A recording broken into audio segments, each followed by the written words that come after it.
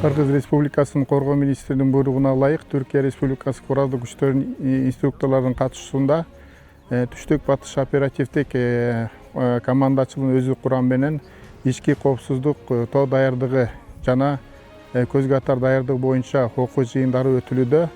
Жыйынга жалпы 90 аскер кызматчысы катылып, сабактар Түркия Республикасынын куралдуу күчтөрүнөн келген инструкторлор тарабынан өткөрүлүүдө.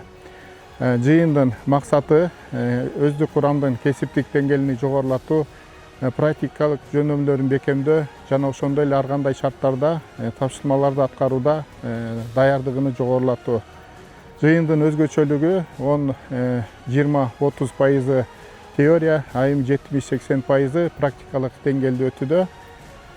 Жыйындын алкагында да бөлүктөр арасында ар кандай аскерий жарышуулар өткөрүлүүдө.